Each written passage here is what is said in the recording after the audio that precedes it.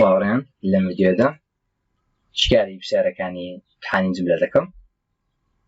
شەرەنەیەکەوە بۆمان هاتووە کەوا نزیکەی 10 پرسیار بوو بۆ هەردوو گروپەوە بە 10 پرسیاری جیاواز. دەست پێ بکەین. پرسیاری یەکەم دەیوت کەوا چی بکەم؟ Hide the author and navigation of your articles. دەیوت author و navigation hide بکە لە بۆ ئارتیکڵەکانت.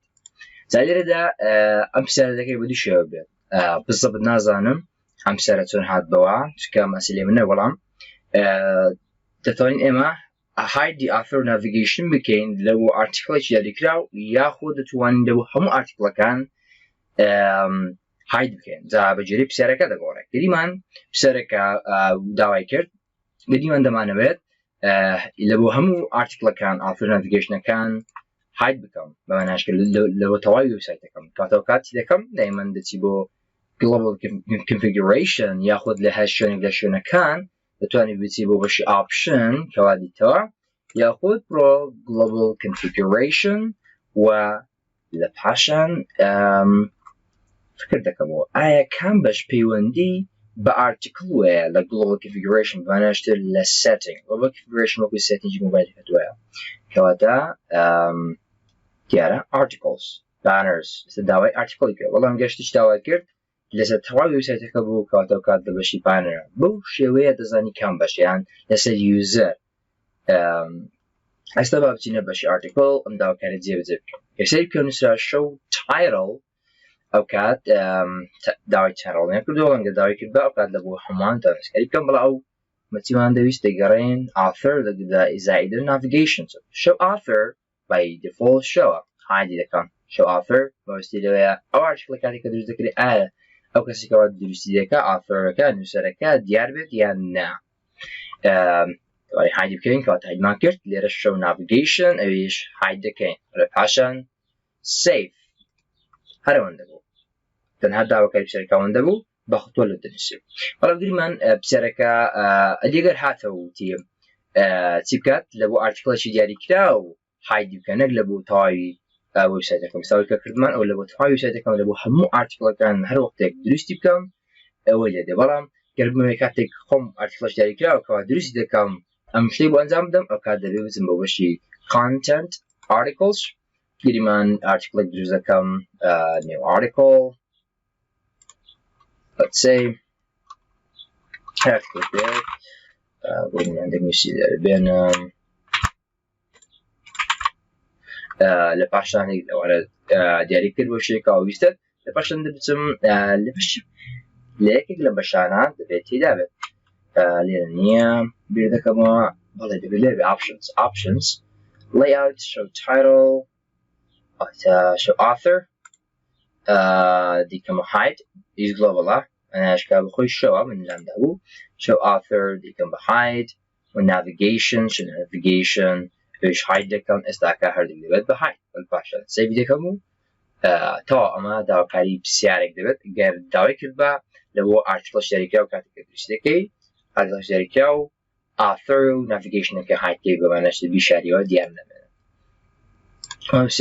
داواکاری پرسیاری یەکەم بوو. پرسیاریشتر هاتبەوە دەیوت create an article and show it only on the homepage of the right side.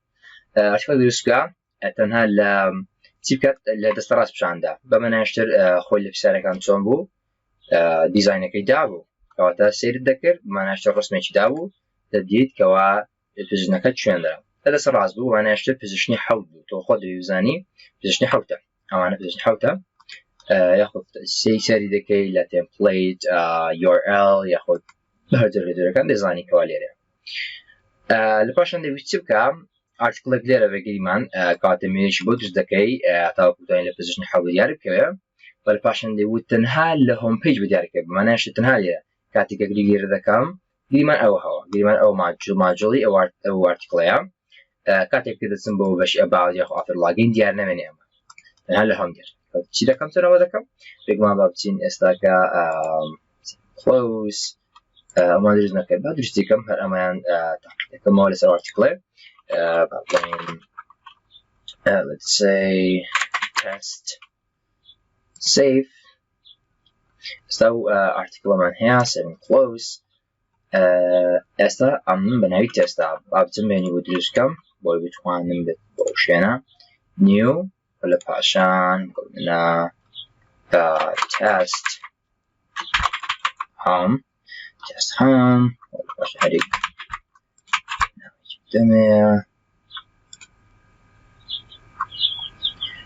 اللي اما درست بكرد اما منيك درس بو لكاتي درس كرني منك لما جل دتواني دياري بكي آيا اما جل لكام page دركوي لبو كام item دركوي كام item تاني دسكاري item مكانش تكيتم دهاش تتر ليرا بكي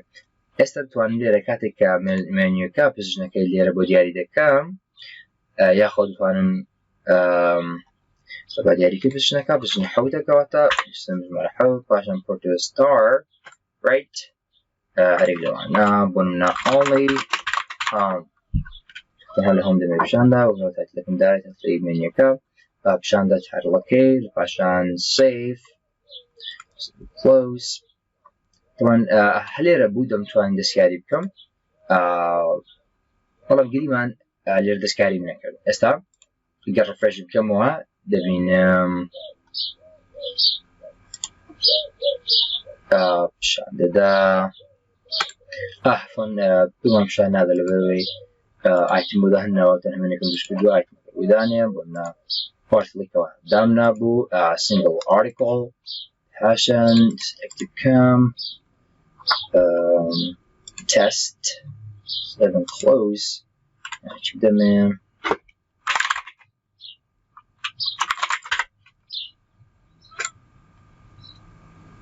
استاسيق بو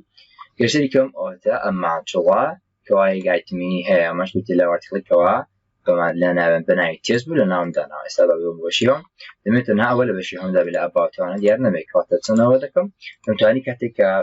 من يقدرز دكم ل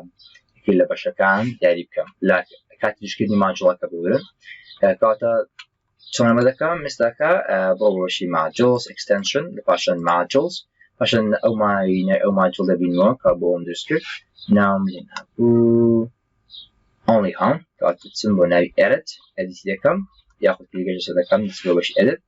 لا menu assignment ده تو انا وش داري بكم نشرا module assignment وانا اشتري module assignment لكم page دركبه by default on all pages now page كان كلمه no pages استاجر داوي كباله سيس page ديرنا كريت دي كي no pages كرداو كم تنها البيج جاري كراو يستكوا داوي كدوا او دادا جديو الباشن بيج كله جدي on all pages except those selected تعني بالضبط لسر تنها عندك بيج جاري كي كوالا سيدا يندرنا كرت باقي وان لسر اواني تدرك كواتا داو كاري اما تنها لسر هم درك كواتا داري دكم only on the pages selected تنها بيج جاري كوا خم دم كواتا لير دتم هريق لمانا تاني خود سيريم كيو دسكاري كي بلام بتنبو مين منيو لمين منيو تنها هم ديار بيت كاتا تنها حتى لهم بدري صحة كانت تلاد الدم استنها وسيب او تنها ببيني لمين منيو كاتا هلا بيجي منيو هم ديار بيت سيب مكت كسيري كمستا رفرش كمان استا اوتا only هم استقر بتنبو بشي هم about بولن ياخد author login contact us نامنه طب اما داوكاري بساريش دارو بسرعة كتير داود article يدرس بكا وهروها تبقى article جاي بكا وcontent كاني article جاري بكا جابكو بيكا بوتن بشر وكما تامتون دكين يصير بكا باكتين article يدرس بكين سرطة content article من إصدارتها article يدرس دكم او داواکاری زیاد دکم بلام بدیاری ناخم لسر وبسایت کام تو توانی پاش کار درست کرد داشتنم معجزه چی بودنی خوب خودتان بزنن در ویدیو کردن تیج باز کرده و که بزرگ هستنش چی بیز نکردی باز کم داید نیو لشونه بدیار دکم بلام لیره تنها بعد داواکاری زیاد دکم که چون بتوانی ارتیکل کلا تنها کانت دکی بکی تن بشه تنها پیج بدیاری که و هریکو لینک چی هبه کابتی با پیج کانی ت نشيك تستخدم هذا الجين articulation reduce gain multiple divide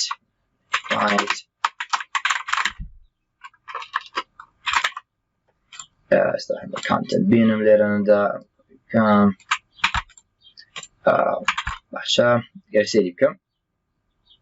على content بينمان دمه يلا أما تنا page به أما page جنبه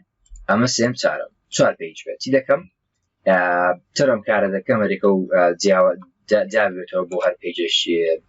تنيا أوقات ببريك ديكم كذا لين كرده كم cursor كده وشين جابه وشين دبيت page معناه اشتري دبيت pageش تنيا يا دبيت page اشتري كده دبيت دو استا page break مهير ده page break ده قدرم ولا بعشان ناوي بده طبعا داوي title شيء كرد ولا داوي كذي شارك لا مجرد يبون ده دونسون page و page 2 so I'm about to do page 2 insert page break na ولا بعشان استوى page كم عندش page duo أبا page stage درس كم لباش إيرا أبا بتسي page بيدو توارنا كا page break بعشان page 3 استكا أو تطلقيت insert page break استوى page كم page دوام page سيام بيجمان تن page جزء وكل link وكل button بيسيبوت دو فدون داناو أمان بالdefault مبشان ده تناول استباب ببینم سنوتن پیوزناکا بلام با پیشانی بدم بو واضح بد استباب سیوی کم قدی من دستم بو بشی هلوناو لیره تعدیل مقلنا نه only home بالي بتعينين بلسر ماجولي نيوزناكم استبتم بو test home ولا باشن new item لا باشن دا هرشتي بيت item 2 article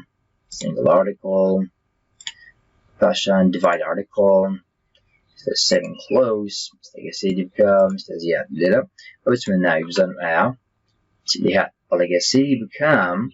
أما تناول ديك شان he's a sample blog posting قال سيدي بكم بالضبط بشوي قاديين كلها article كام ولي رش article index يبزاد دلات ومن يكشان دا page 2 page 7 من خم هدف لكان دا page 2 أما توابيري article كيا content article يا مش كود هاي article content article كيا كود هو أما ندرس بو هذا كان يشوفون ديالي كل يتحتار لكاني break كان لما نشتري مش دوا كريب ساشتري بساريش ده دو بانر درس كلا سل بانر حات دو هذا ودو بانر درس كلا هو client كاتي client من هندو بانري هي بعدين كان رسم البانر شيء كا content bet article bet استاش أبسم بانر كان درس كي كان ورسم بد كان إيش article bet the banner banners client account بگمان client یک درست دکی درست نکم client already here ولی پاشان دو بانری بود درست دکی گیری من کمپانی ایا مثلا بانر کلم هیا کاتی بعد دو بانری بود درست دکی آیا بان دزاین چون درست دکی فیر بود كل فيديو كان اشتيارا فيديو كان تشتر تون image بيت image ديارا by default imageات تنها image كselect دكي قلنا upload دكي choose file الفايل هرد بجيري بقولنا ليش screen shot دكي تكلوها رجلو أنا باش كحال بجار باشان open دكي upload دكي باش upload بو select دكي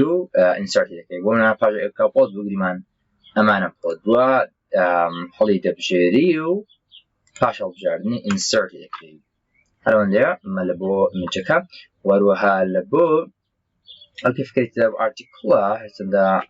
باسكراو فكركي طبعا قيل منو ما ندسكر استلبو بانري دوام select زوري فايل كي جاري دكم next select ورن زوري فايل كي تكم يكم بورن كاتي كدرس دكي دبت دكي بكاست مثلا درس كراو استبورن بقرنا كيشي درس كي بورن أمان هوا اللي لكاتي تدريس دكي ديال دكي custom ولا باشان غير article بت أنا استعير لك custom code ده HTML code ده نشيل ما أنت كاجي قبل بي H1B ياخد هذه اللواني كله HTML وغير ما فرقاتي أسايبه پاشان هەندێک dummy text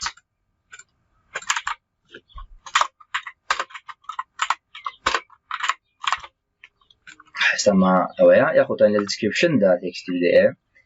جیازێکی وای نییە پاشاندا save and close ئێستا ئەمەیان ێکاتشتمان کرد باگەیمان کلانتێکیش بێنێتەوە هەرم ئەراوندە فکرەکە بوو تەنها وتبووی ئەوەندە بکە بێگومان گەر بڵێ پیشانیدا لە هەشێک لە شوێنەکانمە دیارە ماجڵی بۆ دروست دەکەی و تایبەت بە بانەر وەروها لەو شوێن دیاریدەکەی کەوا دەدەوێت وهروها چی هات دەیوت شێوازی بانەرەکان چۆن پیشاندا بەشەی ئۆردرینگ کاتێک کاتێککە پاژێ ماجڵەکە دروست کرد بۆم ناسا یەکە لە بانەرەکانم بۆمە کەمپەنی A دەیوت هەردووکی پیشاندا بەڵام بە شێوەی ئۆردرینگ خۆی by default randomizەکەی بە شێوەی ئۆردرینگە by default ئۆردرینگە تەواو کێشە نییە گەیمان گوتی هەردووک لێ کاپشاندا دەکەی بە دوو بەڵام گەوتی یەک دەکەی بە یەک بە جۆری پرسیارەکەی حافظە بنازم شازی پرسیارەکە چۆن بەڵام فکرەکان هەر بە شێوازە بوو باشە پرسیارێکتر هات بۆوە دەیوتی بکە ئاکتیڤیتی دەیوت کاتێک کە یوزەر بۆ نمونە خۆی کاتێکە ڕێجستەر دەکات لە ڕێژتەرکردندا خۆ گێستا کە ئەکاونت دروست دەکا و یوزەرە ئەکاونتە ڕاستەخۆ ئاکتیڤی لەلایەن خۆیەوە خۆی بتوانێت باشبانەشتە سێلف ئاکتیڤیشن ئاکتیڤیت بێت خۆی بتوانێت خۆی ئاکتیڤیت بکە کە چۆن ئەم شتە دەکەیت لە گلۆبال کۆنفیگوریشن لە پاشان دەچی بۆ بەشی یوزەرز تەنها داوای ئەوەی کردبوو داوای نەکردبوو کە فۆرمی ڕێژتەرێک لەوانە دروستکەوە تاقیکەوە تەنها وتی چکە بە خطواتە دەنووسی شتەکان لەسەر وەرەقە دەنووسی کەواتە تەنها وتبی ئەم چۆن ئەم شتەی ئەتوانی بیکەیت تۆ پێدەڵ دەچی بۆ گلۆبال کۆنفیگوریشن پاشان لە بەشی یوزەرز کەواتە یوزەر پەیوەندی بۆ هەیە new user group of its allow user registration بێگومان دەیبیکێت بەهێز guest new user activation by default خۆی administrator ئەمانەشتر کاتێک ئێستێگەت administrator بێت ئەو کاتێک ئەکان دروست دەبێت administrator نامێکی بۆ دەچێت ئەو ئەکتیڤیت بکە بەڵام گەر بیکەیت بە سێلف ئەوە تاقی پرسیارەکەی بۆ خۆی دەتوانێت نامەیەک بە مانایشتە گەر ئۆنلاین بێت ئۆنلاین نییە بەڵام گەر ئۆنلاین بێت نامێک بۆ ئەو کەسە دەچێت و خۆی دەتوانێت ئەکاونتێکی خۆی ئاکتیڤیت بکە گەر داوای بۆ ئەدمینسترێتەر دەکەیت بۆ ئەدمینسترێتەر گەر داوای کرد بۆ هیچ کامیان ڕاستەخۆ بەبێ هیچ شتێک ئاکتیڤیت بێ بەبێ چوونی نامواری لەوانە چکە ئێستاکە ئەمە ئۆنلاین ئۆفلاینە بەنان ئەگەر بیکەم بەنان ئەو کات پێویستی بەهیچ نییە ڕاستەخۆ ئەکاونتەکە ئاکتیڤیشن دەبێت و پێویستی بەناوەی شتێک گەر داوای کردن پاسوەرد بۆ بچێت دەکەی بەس گەر داوای نەکردووە نوێمان هەرگەمانە send mail to administrator نامەوێتی بۆ administrator گەر وتی ئەمە لا بدە دەکەی بە نۆ هەرێکلەوانە باس دەتوانین بەکارێنێت پرسیارێکتر دەیوت لە ئەمجارە پرسیاری گروپەکەی تر create an article and show it on the main page the article has to read more link article دروست دەکەیت لێرانەدا بێگومان لە هۆم بە پیشان بدە بەڵام article چۆن بێت لینکی یواناش بەتنی سیمۆری هەبێت سیمۆر بەخۆی دەسی read moreەکە تایتڵەکەش بگۆڕە بۆ سیمۆر چۆن ئەم شتە دەکەیت تۆ دەچیت ئارتیکڵەکە دروست دەکەیت بە بچین ئارتیکڵ دروستکەین سەرەتا ئارتیکڵز ئەگەیمان ئەو ئارتیکڵە من ئۆردی دروست کردووە کاتێککە چۆن دروست دەکەیت طبعا عملها بدم پاشێکە تێکستێکتینا لە تێکسشتوە لە چۆن دەرڕا دەتەوێت بەتنێک زیاد بێت ببێتە read more ئەو read more کاتێک دەکەیت دەبات بۆ ئارتیکڵەکەت بۆ تاو دەکات خۆی by default هیچمان دەمێت ئەوەندە پیشان بدە بەتنێک read more کلیک بکەم اینجا بچێت بۆ ئەم بەشە و بتوان ئەوانێتی ببینم کاتە لێرە read more مان هەیە read more-ەکەی تاقیی ئێستا تەواو دروست دەبێت بەڵام چووی خۆی by default کە دروست دەبێت read more بیکە بە see more دي بوشي options ياخد هريق لو أنا تحكي وبسنا كامتي the options when you read more text text تكتون ذكرت ذكي بس see more يعني هذا ليش تكامتي يعني شوية على في هنا ولا باشان تسمى لهم دياري بدياري ده توي لهم بديار كاتون لهم بديار تكوات كاتي كده تسيلي بوشي منيو تسيبه بوشي منيو بزناك بتسيبه بوشي منيو هلا article كم article هبو إنه read more article man هبو فيلا ده اللي بشي category by default uncategorized they keep a block boy lavender بديار كبت بيكب block ولا باشان يتكشي نابت بلام بوي بيجمان لهم بديار كبت بتسيكي تاجر سيدي كم لمني هم ده لمين منيو ده بلام لأيتمي هم ده أنشرا block لبهندي كاتيجوري كبلاك أو كاتيجوري عندي أنت كوا بلاج لنا ولا برهندي أو كاتيجوري إيرم كرب بلاك أو تستهردو أو هربين أرتكلي كادرز كردم بلاك يستهردو شان بلاجن بويس كيشنا يسيري كم وتابع أرتكلي كمان سيمور كاتب ما نشتري بكو recap تي ذكي تسي أرتكلي كادرز ذكي أرتكلي كادرز كنيو على باشان كادرز كرد لبو ريد موري أما دادقي كتيلوشن دايدني كوالد تجديد أجايب كيو بورنا ليرانا دا أنتكسي هذا ما بيني عندي مردانم والباشن كوادادنا دسيبو options خاروا أو تكست دغوري بو أو دا كاريكا أو ديوي بيغوري تايتل كي تسلي read more دغوري والباشن أو تكير ياخد هاليرا دا كاتيجوري كيش دكي ببلاك تا فرونده دا كاري بشاركة أما تنها آنده بودنسي باشن خود ربشان دو وی استاد بینیمان درست see more بسیاری چطور بسیاری چطور دیود تیکا لینکی درست که ایتمک لپزشنی حود بید خوی با دیزاین دای بود کن بلام تیکا با بتوانی هم مانجر کانی وبسایت که ببینی او لینکه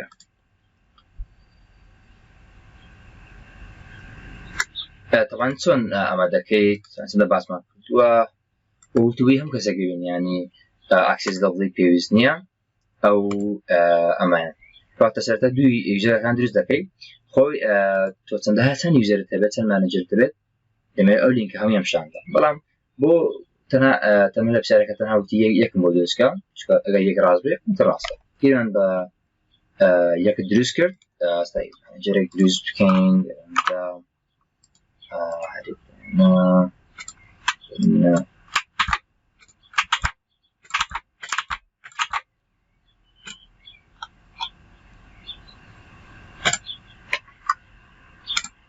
assign a group manager save visit from the area when manager 2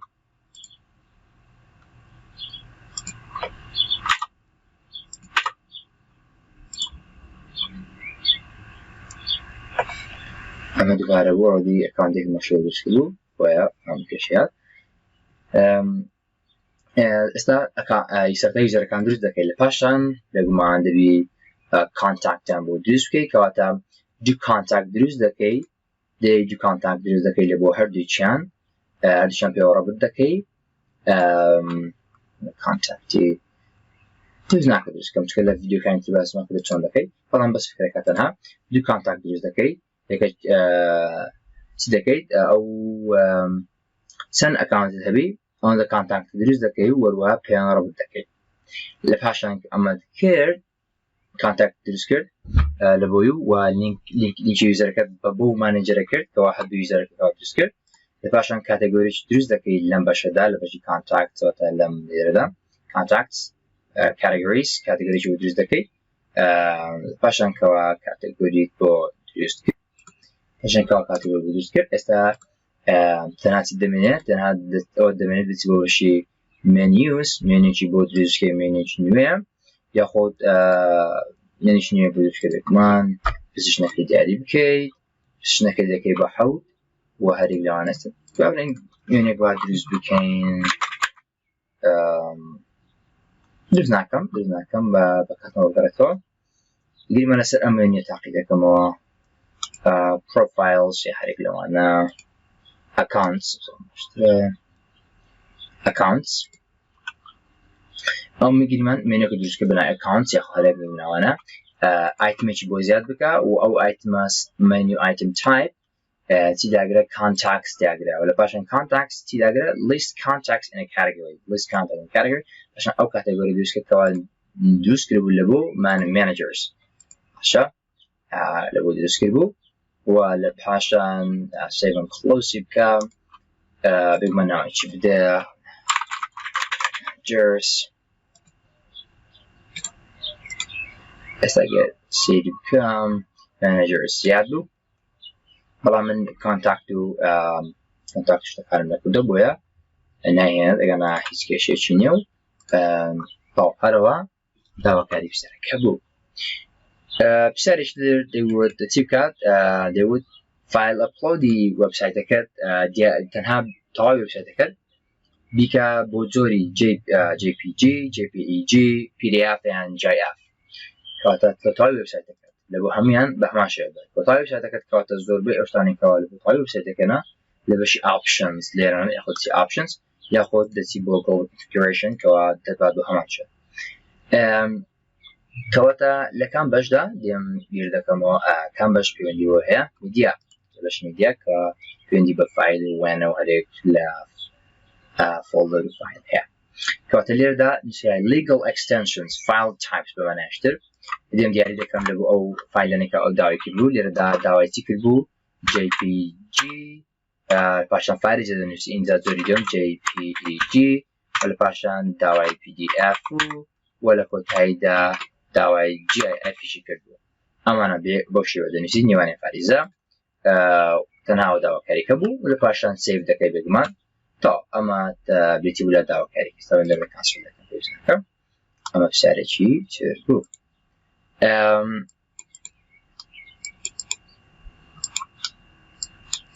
پرسیارێکی تر دەیوت تەوان ئەویش لە هەمان ئێمە مێنێکمان دروست کرد لە بۆ managers لە هەمان مێنیودا لینکێکم ئایتمێکم بۆ دروست بکات کەوا ئیش چی بێت کاتێکە کلیکی لەسەر دەکەیت ئارتیکڵ بێ بەڵام ئارتیکڵەکە چۆن بێت ئەو ئارتیکڵە ئەو کات دروست بکەین ئارتیکڵێکی دروستکراو بێت بە مەناشتە ڕێگەت پێ بدات کەوا دروستی بکەی و ئارتیکڵ دیاری بکەی وێنە دیاری بکەی و ئەو شتانی کەوا لە ئارتیکڵ کاتێک ئارتیکڵێک دروست بکەی پێویست بێت کەواتە چۆن ئەمە دەکەیت فکرەکە تەنها ئەوەندەیە کەواتە هەم کاتە مێنیشی نوێ دروست ناکەی هەمان مێنی بەکاردێنی گەر هەمان مێنی بوو ئەمە تەرخیص پێنتکە لەمانەدا تەماشا بکە ئایا پێویستی بە مێنی و مێنی و دروستکە بەڵام گەر هەمان مێنی بوو باشە بە جێری دیزاینەکەی تەماشا دیزاینەکەی دەکەی هەمان مێنیوە هەمان ئایتمە دیارە بە ڕسمەکان ئەوانی کە دایەتی لە تاقیکردنەوە ئەگەر هەمان پێویست ناکە دروست بکەی ئێستا لە ئێمەی سەر ئێمەدا هەمان بوو کەواتە گیریمان کامە بووێرە managers and profiles گیرمە دەمێت لە profiles دەکەوێت ئایتمێک زیاد دەکەم لەو ئایتمەدا ناوێکی دەمێنە create article باشە فکرەکە لێرە menu item type دەکەی بە article سەڵدەبژێری بەڵام لێرە کامەی create article پاشاندا save and close ئێستا گەر سەیری بکەم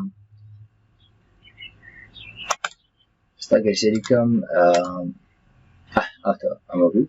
لێرە زیاد بەس ئەمێنیە create article ئێستا گەر سەیری بکەم ویندۆیەک دەبێتەوە کەوا ڕێگەم پێ دەدا article دروست بکەم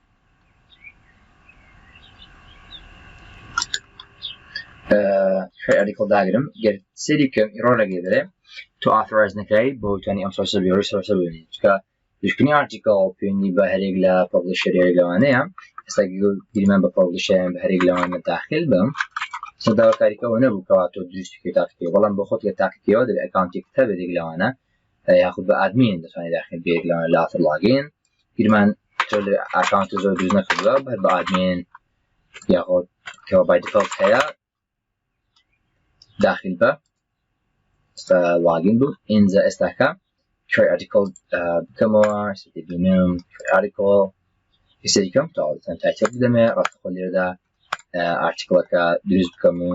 وە پەبلیشینگ وەرە لەوان دیاری بکەم تەنها داواکاری شارەکە بریتی بوو لەواندا کۆتە داواکاریە بریتی بوو لە چی لەسەر بانەر بوو پێوت تەنها پێم بڵێ چۆن دەتوانی ڕسەتی impressions بەروەها کلیکەکانی ئەو بانەرت بکەیت تەنها ئەوەندە بوو لە باسمان کردووە نەیوت پێویست ناکە بانەر دروستکەیت تەنها پێم بڵێ چۆن دەکەیت بەڵام گەر تۆ نەتزانی چۆن ئەوە دەکرێت و نییە لاوانە لە بیری چ بێت لەبەر نەکردو تەنها تێگەیشتووی چی دەکەیت بانەرێک بۆ خۆ دروستکە باشە بانەرێک دروستکە پێویست ناکە پەبلیشی مەکە تەنها بۆ ئاکشنەکان ببینی خۆتۆکانی کە بۆ بنووسی ستێپەکانی بۆ بنووسی لێرەدا لە کام بەشەی دەتوانانی ئەمە دیاری بکەیت کاتێک بۆی دەنووسی دەچی بۆ بەشی بانەر لە پاشان دەچی بۆ بانەر دیتیل لە بانەر دیتیل total impression هەیە لەگەر total clicks ئەم دوانە دوو بەڵتیان هەیە reset impression reset clicks ئەم دووە کلیک دەکەیت ئێستاوە سەحەب دەبێتەوە ئەمشنە سەحەب دەبێتەوە کلیکەکان دەبێتەوە بە سفر گریمان 100 کلیکرا بوو impressionەکان 200 بوو کلیکیان دەبێتەوە سفر کاتی کلیکیان بەسەری لێ کەچیان پێی impression دەبێتە سفر کلیک داگەری کلیک دەبێت بەت هەرەوەندە بوو کوا بۆی دەنووسی وەڵامەکەی ئەو پرسیارە ئەمەش گوتی بوو لە هەموو ئەو پرسیارانەی کەوا هەبوو لە تاقیکردنەوە بە هەردوو گروپەوە هەموو فکرەکان بوو بێگمە هەر فکرێشتیش بێتەوە زۆر ئاسانە تەنها فکر دەکەیەوە کەوا پەیوەندی بە چی هەیە بۆنە ئێستا دیاریکردنی زۆری فایلەکە لەو تەواوی وێبسایتەکە دیاری بکەیت کە تەنها کۆمەڵە فایل زۆری فایل تایپن خەمە باز نەکراوە یاخود لە ڕۆژانە باز کراوە نەشتێکی ئەوەیە تەنها فکرێکی بچووکە فکر دەکەوێت لە کامەیە بەشی تۆپیکی فریشنەوە لە پاشان کامە پەیوەندی بۆ هەیە دەگەڕێت تاقیکەوە لەوانە بەڵام ئەگەر ئینگلیزیەکەت باش بێت کە دەزانی پەیوەندی پێ دیاوە هەیە یاخود هەرێک لەمانە مش